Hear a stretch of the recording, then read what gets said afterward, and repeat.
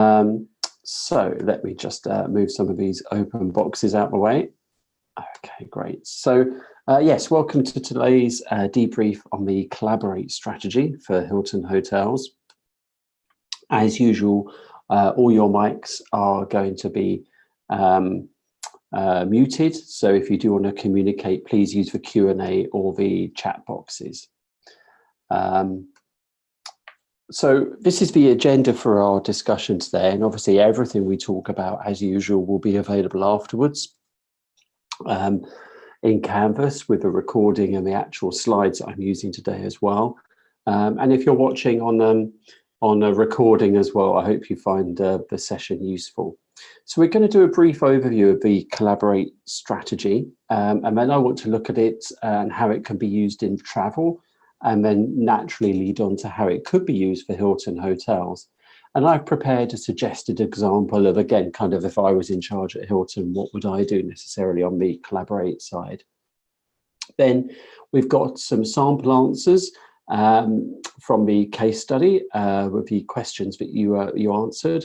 We'll pick out some responses that I felt were particularly good or typical of the type of typical answers that people put in.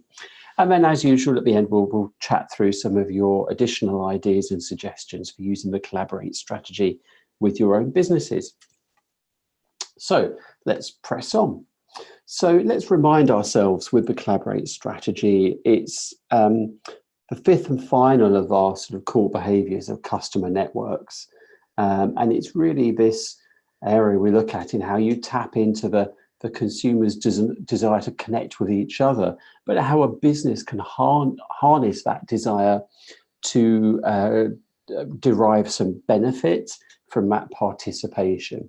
So it could be a shared project, or it could be ongoing collaboration where a business is constantly receiving useful data or feedback from a key audience that it's using to improve its performance and make better decisions.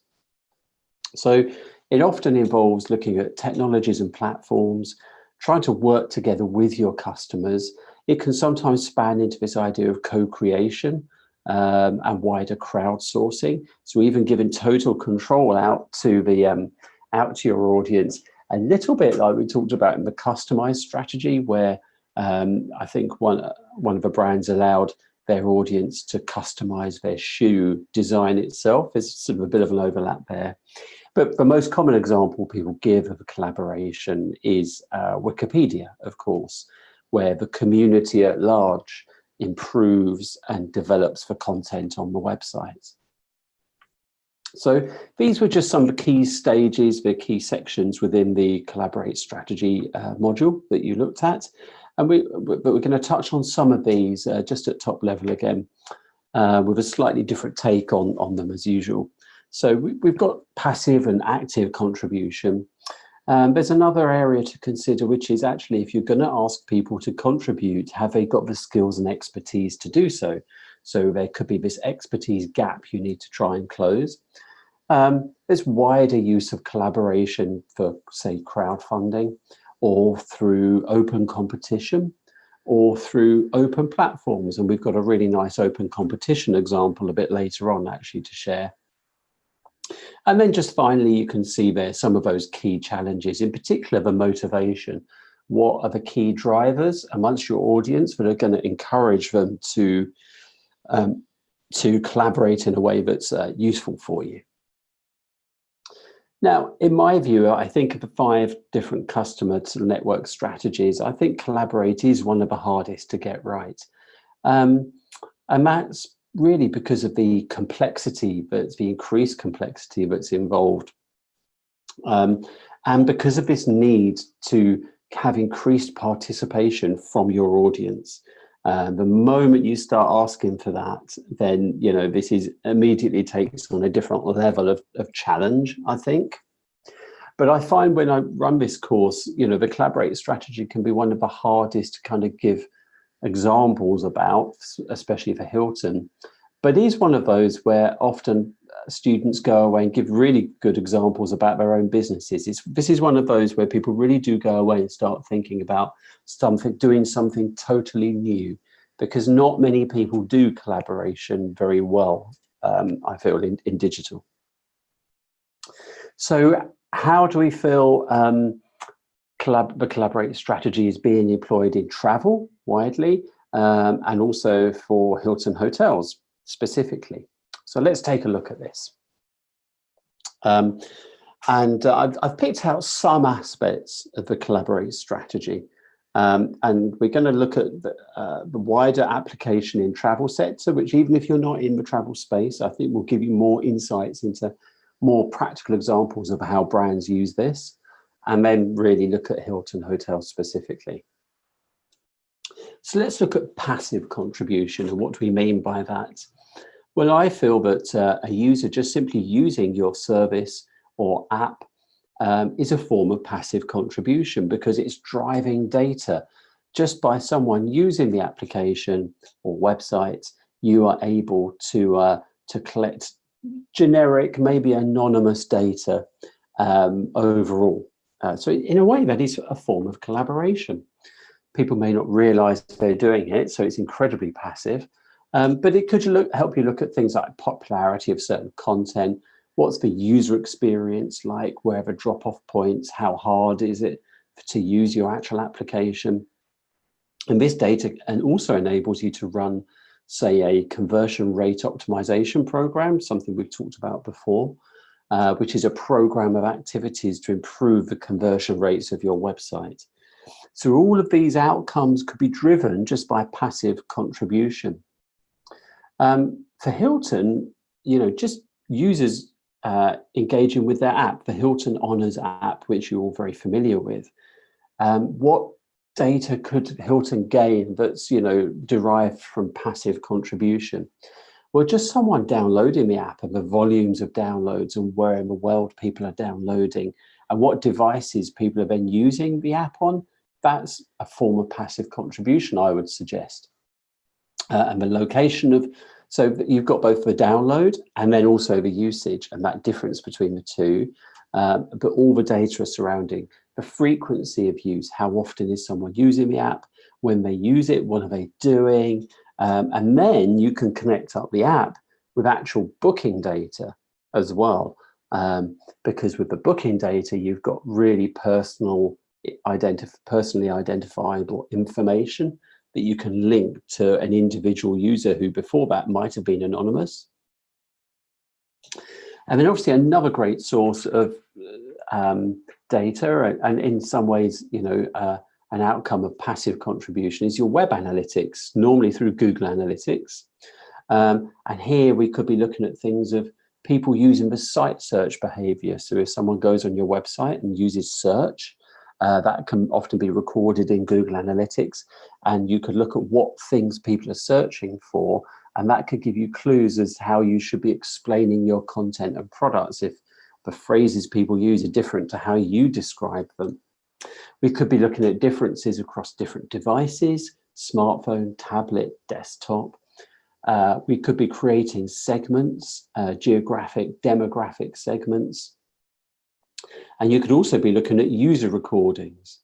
Now, for the web analytics part, just a note here, next week, next Tuesday at this time, I will be running an upcoming webinar on making data-led decisions using Google Analytics, which you might want to tune in. It's open to the whole program, not just the Hilton Group. And in there, we're going to be looking at web analytics and really looking at some of the data that's in this tool and how you can use it to make really good marketing and business decisions. So that's taking place next week. But returning to this sort of passive contribution that's creating data, there's a few additional ways as well as Google Analytics you may have come across. So I don't know, for example, if you've come across heat mapping tools, there's a few out there, Hotjar, Crazy Egg. There's a few different tools out there. Hotjar is a good one because you can create a free account, plug it into your website, and it starts to create heat maps like this based on where people are hovering, where they're swiping on a smartphone, or where they're moving their mouse and cursor the most on a page. So their use of the site is a form of passive contribution to create this type of data. And the same tools also can allow you to create user recordings as well. So this is a screen recording here you can see playing from the same tool of a user on this website, and it's sped up, but it shows you everything the user is doing and where they're moving and what they're clicking on, as well as what sort of device they're on and what their web browser is and where they are in the world in the panel on the right hand side. So it's really good for technical sort of debugging of how users are using your site. But again, we could argue that's a form of passive contribution. Another form that you could kind of combine all of this up, and I don't know if you've heard of this phrase VOC, voice of customer, and it's something we use a lot with one of my major clients here at Pantone, where I'm speaking to you from today. And it's around kind of collecting this feedback from your audience to help make business decisions or justify a decision. And it can sit in between passive and active if you collect all of this together as VOC, because it could be feedback from feedback forms and inquiry forms. So it's written, that's quite active, or email inquiries, or what people are asking you on live chat, if you've got that installed on your website, or how people are completing satisfaction surveys or Net Promoter Score, NPS.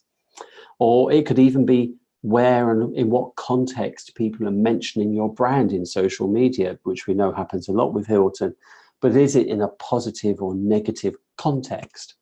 And if you combine all these things together, you can kind of build this picture of your voice of customer representing within your organization. So I've kind of called it passive contribution, but you can see it sort of spans more, some of it into more active contribution. But it's more passive because the user necessarily doesn't know they're helping your VOC exercise. They're just doing individual actions and you're collecting the data together. So it's not a fully transparent sort of project. So looking at active contribution now, this is really where, you know, it could be someone's encouraged to do something or motivated for the greater good. The idea of the citizen journalists. And this is where the user really is choosing to collaborate with you more so than just using your site and having their data collected and harvested. This is an active choice and requires much more effort. Now, the interesting thing, bringing this back to the travel space, this happens a lot in travel. And examples are people writing reviews on TripAdvisor, say, or taking photographs when they travel abroad, or travel writing on a travel blog maybe. You'd be amazed just how popular the last two activities are amongst travelers. Photography is a great, really popular hobby, and travel photography is a huge activity. And so I like to think about how could Hilton Hotels harness this sort of potential contribution, because if there's someone already actively contributing to the wider community, then you're sort of halfway there. It's easier to then maybe engage them with your brand.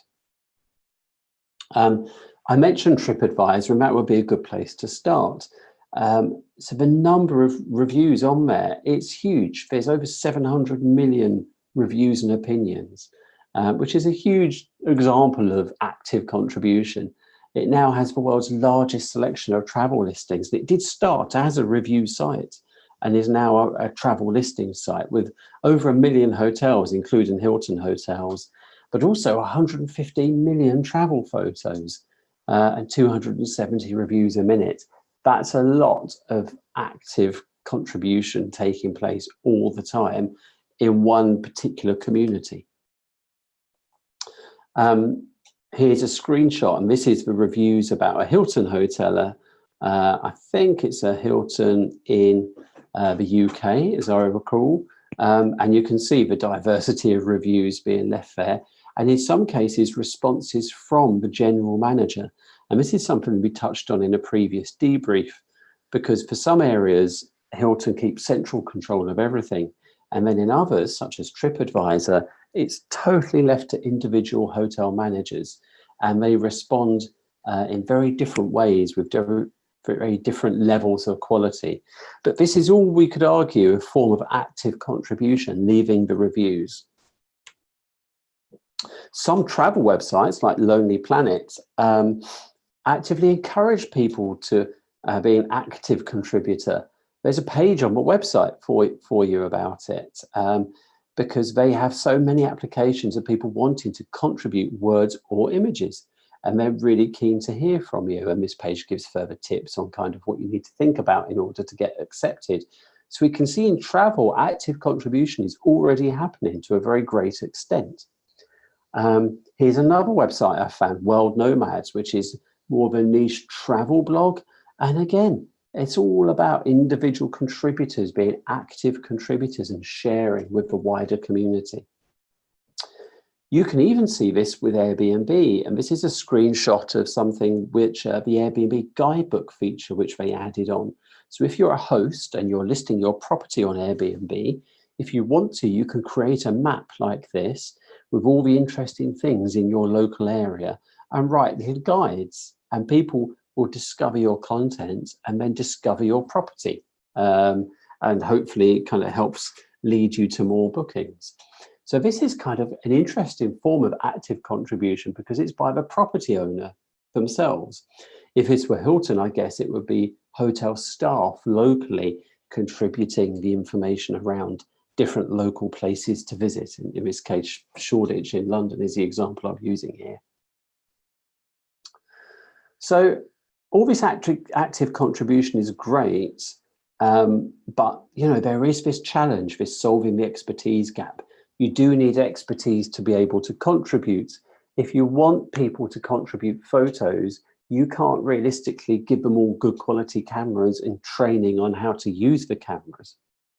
So the way you can get around this as a brand is by going out to find the people who are already doing this.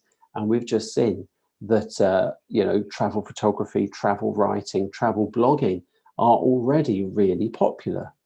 So a good strategy for a brand is to go and find these people who are already active collaborators. And this is something you may want to think about in your own business or in your own sector. Is there an audience of possible, they could be influencers, and is there a way you can connect with them and invite them to the next level to collaborate with you? So in travel, the great example is a travel blogger, that could be targeted based on what they write about and how much influence they have. And then if I was a travel brand, I would be inviting them to come and stay in my hotel for free. We remember that example, I think, from last week of when it can sometimes go wrong, if a hotel manager started to say no to travel bloggers and got kind of negative coverage as a result. But this is the normal way that it works in travel. And it's worked this way for many years, even before travel bloggers were invented. Travel journalists for media would always get invited on free holidays, so they then write about it in their newspaper or magazine. So it's nothing new, really. Let's remind ourselves of the hotel brand Melia Hotels, a Spanish hotel chain. We talked about this a couple of weeks ago, and they've built a really big digital presence and really grown the digital channel by primarily working with a network of travel influencers handpicked, around 1,000 of them. And that's helped grow their following to 6.5 million fans around the world, and really grown the traffic and the revenue from digital as an overall channel. So that form of collaboration, handpicking your collaborators and inviting them to work with you and come and stay at a hotel, is very widely used in the travel space, and in this case can be very effective. Now, another form of collaboration is to have some sort of open competition. And this is, a way of having people compete maybe to create a solution. Having an open competition can generate buzz or recall and just get things talked about. Now, I'm going to show you in a moment a brief video. It's about a minute long, and it's about a campaign that took place in Iceland, the country, a few years ago. And you'll remember that there was a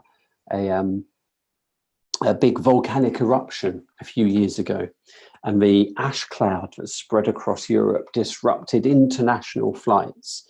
and caused huge disruption. And there were people stranded around Europe trying to get back by train or car or bus, taking days to get home, missing important events, all caused by this Icelandic volcano.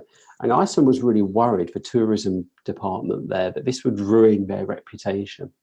So they wanted to harness the passion of the people of Iceland to help them come up with a way to collaborate and paint a much more positive picture of their country. So let's have a look at the video, and I have a link to it here. I'm going to send around by email later. But what I'm going to do is I'm just going to disconnect my audio and play the video using my Mac audio, because I think it sounds slightly better, and then I'll connect my audio at the end. So let's see how this works.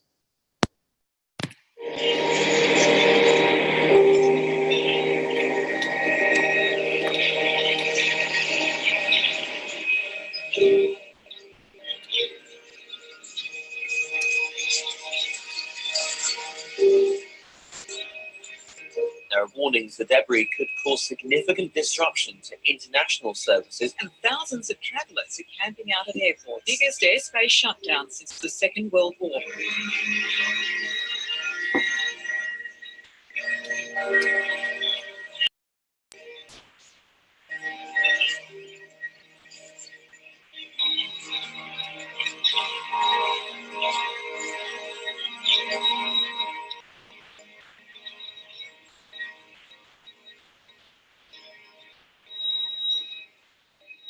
People of Iceland have always been proud and honored to share our country with others.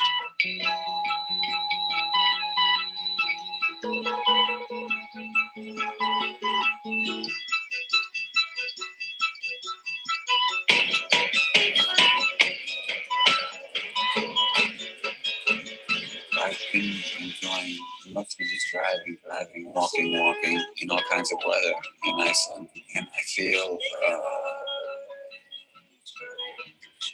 a really strong connection to it. Seems full of hope. Make your words break, sing it out. 'Cause friends full of hope. Make an earthquake. You always fight for diet and pride. You always yearn to see your God. Is it always know that we can't do anything? Go trans, make your hand, make it out.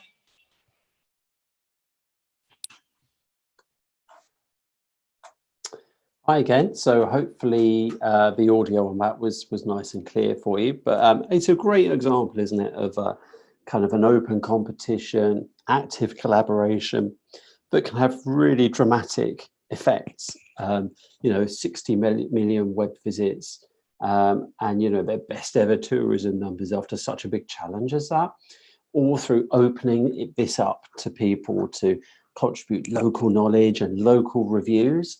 So yeah, really nice example. I know it's travel specific, but again, just always think about how there could be something of that could be borrowed for your own industry.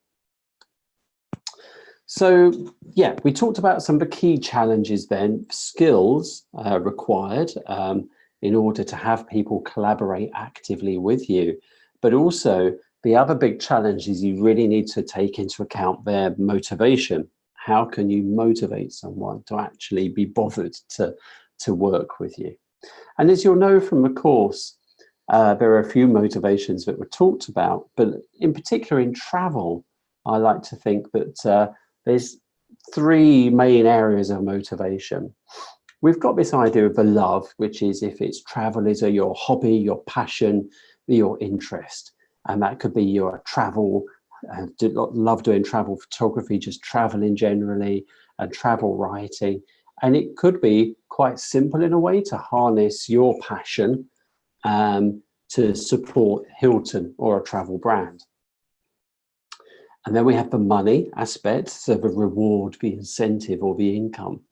There are people out there, travel bloggers, who've maybe moved beyond it being a passion, but actually they want to earn a living as a traveler, a professional travel blogger or professional influencer. So for them, the financial incentive, how can I earn money from travel, is quite powerful. Could also be photography, because someone wants to kind of license their pictures and earn money from using the pictures as well. And then there's the glory aspect, maybe the fame and recognition. And again, you can see here in this diagram, these areas all overlap. So, you know, the passion can overlap with the glory, the desire for fame and recognition, who wants to build their following of likes and shares, or maybe wants to be associated with a global brand like Hilton, but also wants to earn some money from it, and also wants to fulfill their passion for travel writing. And so, you know, really that area in the middle, that very small segment is where you can focus if you can find people who are kind of motivated by all three of these drivers, if you like. So for Hilton, how does this apply? I think it does change slightly for Hilton, because, this first point, I think there is another motivation for people collaborating with Hilton, and that's that they want satisfaction.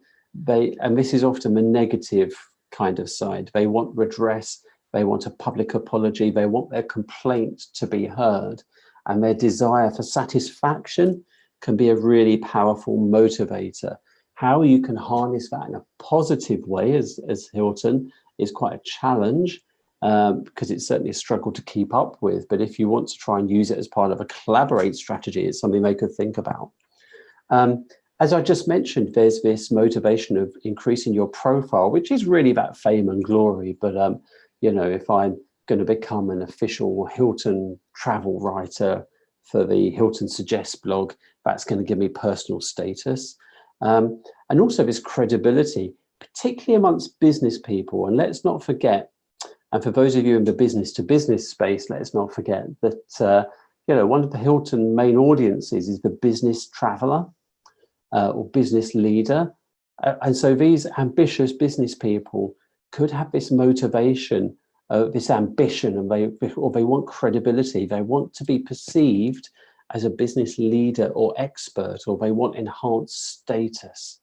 And that's something that not just applies to Hilton, that could apply to any of you in the B2B space. How can you use this business driver amongst kind of senior business managers, this motivation as part of your collaborate strategy?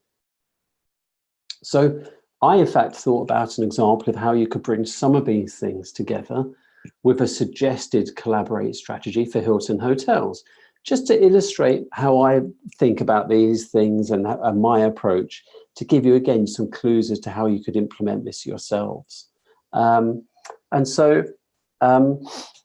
This is kind of, again, if I was in charge at Hilton, what would I do? So I looked at something called this. It could be called something like a Hilton Business Leaders Program. And what Hilton could do is identify some of their top business travelers, and they could do this using their data collected through passive contribution, using the Hilton Honors app and combined with booking data.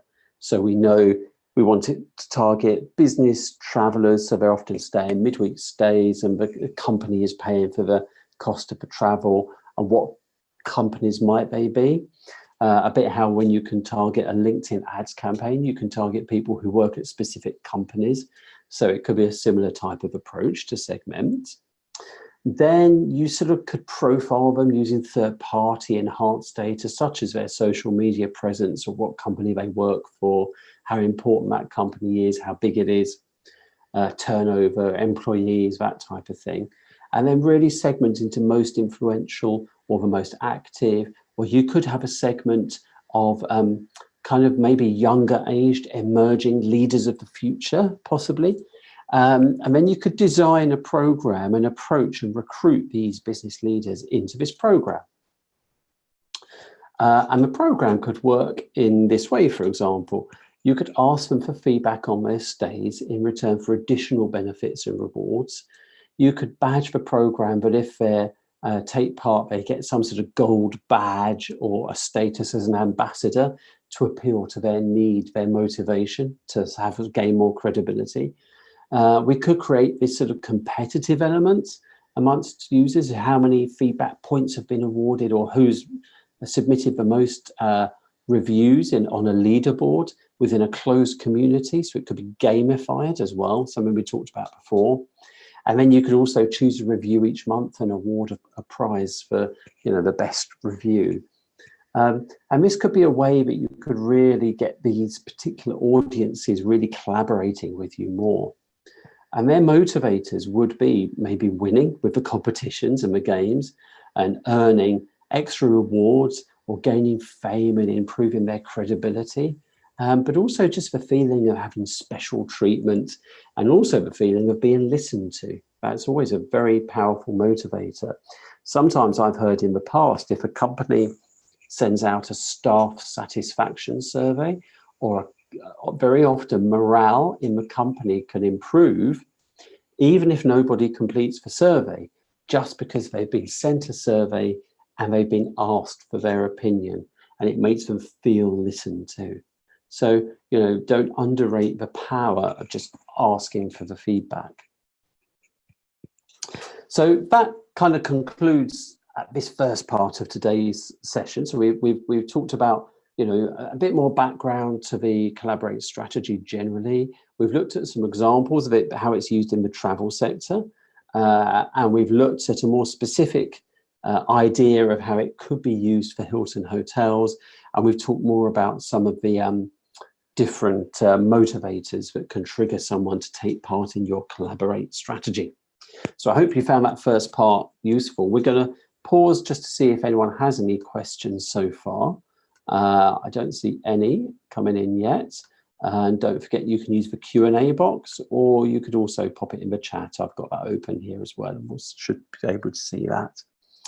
So, okay, we'll move on. There'll be another chance at the end if there's any questions. So let's look at the actual case study, and I'll just move some of these various windows out of the way so I can see more clearly. So you are asked to think about Hilton Hotels customers and customer networks and answer the following questions. We looked at how does Hilton Hotels tap into the power of its customer network to improve the services it offers. It could be products or services, but I just simplified it down here a little bit. So how is Hilton tapping into the power of its wider network to improve things? And I kind of grouped answers by the main topics, really. There were some quite good answers to this question. The first one, UGC, user-generated content. Someone said that Hilton uses this a lot, which elevates its customers and makes them feel valued. And if they're valued and they want to trust and support the brand. Didn't quite go on to say how this content is improving the services, but I guess what you're saying is actually you're improving the brand relationship, and that in effect is improving services. And in this section, I would group together, there are quite a few mentions of people and the Hilton Suggests blog. I haven't picked individual ones out because there was quite a few, they're all saying similar things. But so that was picked out by quite a few people. A few of you mentioned about the app. This was also quite a popular thing to talk about. And one person found something which I hadn't come across before, actually. In the app, they found a feature called Explore. And it's an example of how they tap into their customer network to drive personalization. So it's a tie-up, a partnership with Foursquare, which powers this feature and helps Hilton customers navigate their hotel surroundings, which is something we've talked about a lot. I suppose the customer network aspect is if you're then encouraged to leave your own reviews and improve the data for other guests in future. On the app, someone mentioned just the general kind of point that the app is constantly, Hilton are using data collected by the app about customer behavior to then customize, personalize, and improve their products and services. It's quite a general answer, but it's a good one, and it links in with what we were talking about earlier about that passive contribution around app usage. And again, insights derived from the app empower Hilton to capitalize on their products or services or enhance better customer experience, such as an example that's given there. So that's all good. Someone mentioned customer service. So they're using customer networks to improve their customer service. For example, they're utilizing social listening to find what people are saying and then use it to gather negative feedback as well as positive experiences, and also the data and the demographics of who's staying, and then communicating back with these networks. So yeah, that's a good answer that combines several aspects of a collaborate strategy. Product development. Hilton has used customers to validate and improve experiences they've developed internally. So the Hilton room selection feature, a couple of you found an article talking about this, about in pre-release testing, they used guests' input to discover that guests also want to know where the room is in proximity to things outside the property. So then the enhancement was made to the room selection feature. So they've improved a service by tapping into the customer network. Really nice example. Influencers, a couple of you talked about Instagram generally, but this was a specific campaign. I think we talked about this the other week. It's a fairly recent one because it's not come up on previous runs of this course. The 7 Urban Wonders of the World campaign about metropolitan destinations, and this was orchestrated through the sources of Instagram followers, and there's a link to a case study which we'll share back around after today's debrief.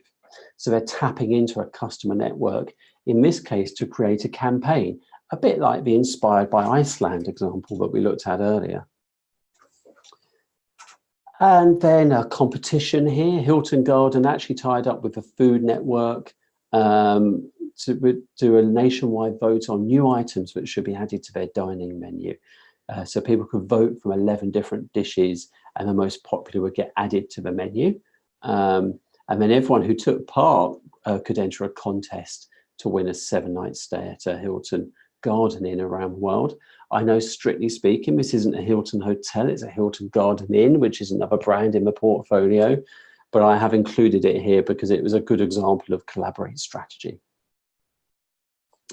And then partnerships. So in 2015, they collaborated with London and Partners. Now, if you don't know London and Partners, I know them very well because a company I used to work at, we used to hold a lot of events in their amazing offices in central London. I have a meeting room with incredible views over the River Thames and Tower Bridge and the Tower of London, one of the best views in London. But anyway, so and they're basically a tourism bureau, a bit like the Inspired by Iceland, the organisation behind that. And it's their aim to get visitors to London. But they also have an incubator hub where they have a lot of travel tech startups based there. So through London and Partners, Hilton formed a partnership to identify startup tech companies that could give them tools to improve customer experience. So it's collaboration, but not with the guests and the wider audience, but with potential collaborators who are sort of technology experts and startups or features. So this is an interesting form of collaboration, a different way to think about it. And it says here about how the winner and that system is sort of being used to improve the Hilton service. And then just towards the end here of this question, a few people talked about, not as many as normal, I think, but a few people talked about satisfaction surveys. So this is something that Hilton do a lot of, or have done in the past, of sending out these surveys on a massive scale. And I guess that's quite a form of, collaboration, getting people to complete them. And then someone mentioned TripAdvisor, which is great. Just 2 or 3 mentions of TripAdvisor this time around, because this is, a really good way for people to collaborate. But it does depend on how Hilton then responds to use that information to improve its services. And as we've seen, that can be very local. And then lastly, normally this is talked about much more. I've put in my note there, not as many mentions as previous courses, social media and social listening. We know from previous weeks that Hilton does a lot of work engaging with users on social media. And this could be a form of collaboration with ideas or spotting locations based on social conversations that could be tapped into to then improve services. So moving on to question B, I'll just check how we're doing for time. For question B, you were asked, do you think Hilton Hotels customers are passive contributors or active contributors? And explain your answer. Now, this is, again, one of those classic questions where actually there's no wrong and no right answer. It's whatever you think and how you want to justify it. So I've just given a few examples here because, you know, all the answers fell into one of three different camps. Firstly, some people said active, and these are typical examples of what people said because they're answering surveys or posting images on social media, which are all active and go beyond just consuming the service. And that guests are making the choice to take on that role. That's correct. The other person said they're active because they're creating content for each other and giving opinions on their experience during their stay, which again, they have to make a choice to do. And then posting on social media. And those are common examples of what most people said about active contribution. Satisfaction surveys for people who complete those are obviously active. And this last person thought they do appear to be active because they're putting in lots of positive and negative reviews. So active doesn't always imply positive. So it can be active contribution, but providing negative feedback. Passive. Not many answers for passive, actually. I think more people said active. This person said that, you know, just this person classes just using the app as just passive contribution. Yes, Hilton are collecting data about things that guests want, but it's passive. And this person thought that actually drafting reviews or proposing new ideas is passive. You know, the previous answer said active because this person puts the interesting point that it's not as if the audience can help build a new hotel, which is a fair point. And then some people said both, and I put this whole answer in because I think it just summarized it so nicely. So we remember the 99-1 rule from Jacob Nielsen, and we can assume most people will remain passive. But this person then says that Hilton's put efforts by using the gamifying effect to get people to engage more actively. And also when someone feels disappointment, they've been very vocal about it in Twitter. And these complaints are more of an active role, even if they're negative comments. So both, you can argue this always. I'd say it's probably more active than passive, personally. But all the answers were fine in this question. Now, if you identified an example of an active contribution, what do you think would be the motivation for customers to contribute? So this comes back to the point we were talking about earlier. What are the drivers and the motivators behind taking part? And this person said, you know, summed it up nicely, feeling valued, feeling of being taken seriously, because Hilton is seen as such a big company and is probably seen as less and less personal the bigger it becomes, which is an issue in something in the hospitality sector where personal service is very important. So, you know, so when a customer feels their feedback is heard, they're going to trust the brand better. But the main motivation is they want to be heard and feel valued. Going back to the Food Network, the two motivations we think in this one were love and money. So it's targeting foodies and travellers who are frequent guests of Hilton, and they love these subjects and have something to say and have an opinion and want to air their opinion about the dining options that are on offer. But also there was a prize, and although it's not a cash prize, It was a 7-night stay at a Hilton hotel. So you could say that classes as money, that sort of reward, incentive. So this person thinks those are the two motivations. Using the Instagram hashtag, this person also thinks is a hybrid of two kinds of motivation, love and glory. It's people who want to share the brand with others and also maybe raise their own profile and gain from the recognition of being reposted by Hilton's own Instagram account. That's the glory part. And maybe driven by their love of Instagram and wanting to grow that following of their own personal account. In terms of when people are leaving reviews on TripAdvisor, there doesn't seem to be any money motivation for leaving reviews. So this person said it must be the satisfaction of seeing their names on the review platform, or maybe even notoriety. Someone wants to become infamous for leaving bad reviews, or maybe they do it in the hope that they might get some reward in future for leaving good reviews, possibly. So, yeah, in summary, lots of different motivations that you picked out there. Question D, you have this option to talk about coming up with a strategy that Hilton could generate active collaboration if you felt that it hasn't done much so far. We didn't have many answers in this. There was more in the previous section. But the answers that were given, I felt, were much more in depth than I've seen on other courses. So were really good and really showed some more in-depth thinking and more creative thinking. So well done if you did answer this question. Here are some examples. This person saying co-creation and collaboration needs love or financial reward or fame. And they were talking about tapping into the idea of this be leisure, a brief leisure interlude on a business or work trip. And that's something that Hilton could target, build recognition as local experts, such as in the same way that Airbnb have built their experiences and disrupted the market.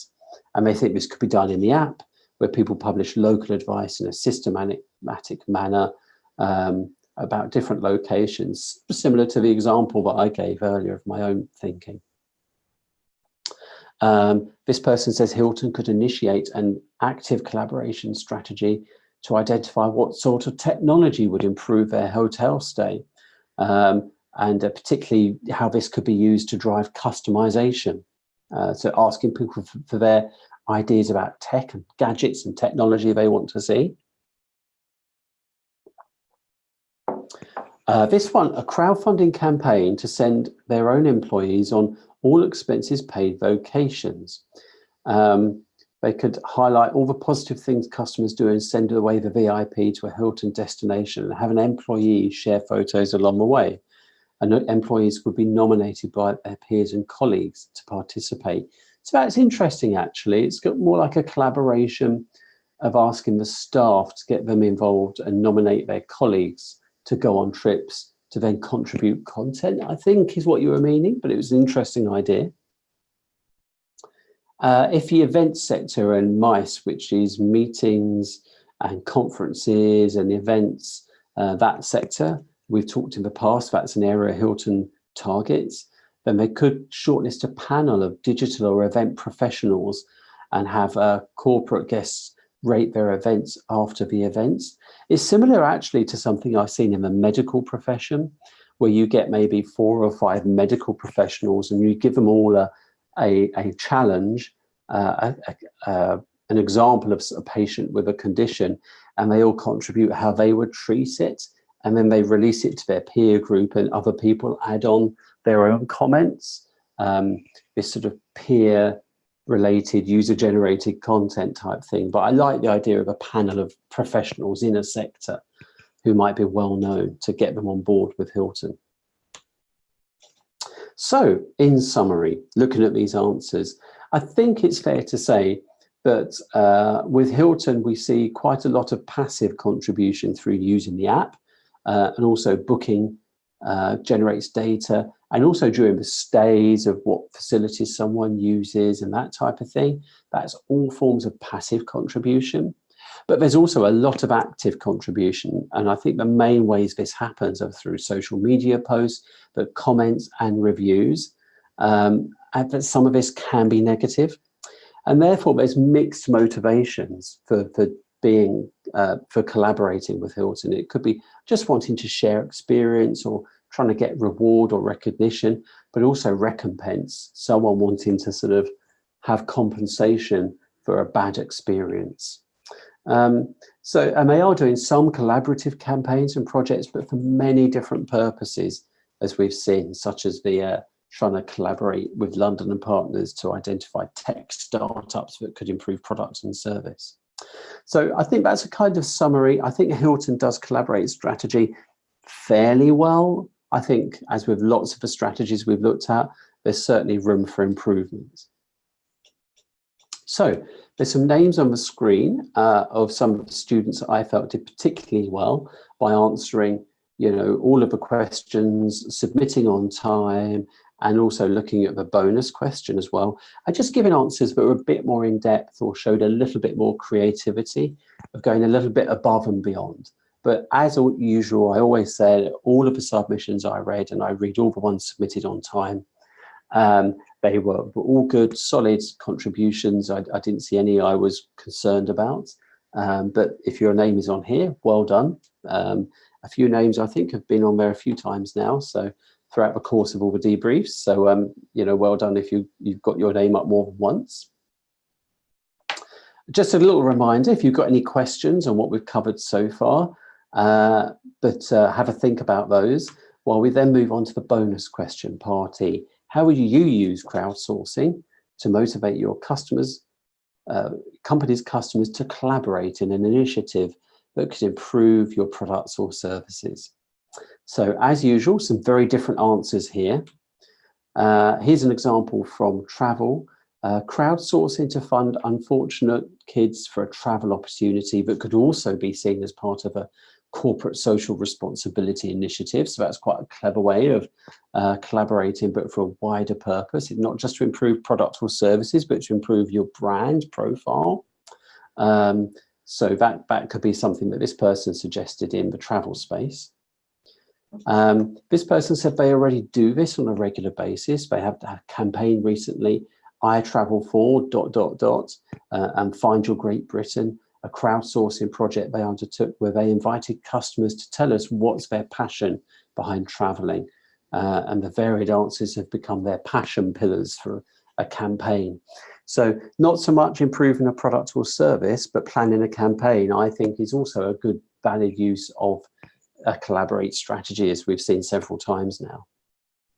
This is an example from the media sector, and they already do this by asking viewers to cast their votes online or by text in lots of different competitions, such as electing a TV personality of the year, or for or against certain topics that are particularly hot topics during live programs.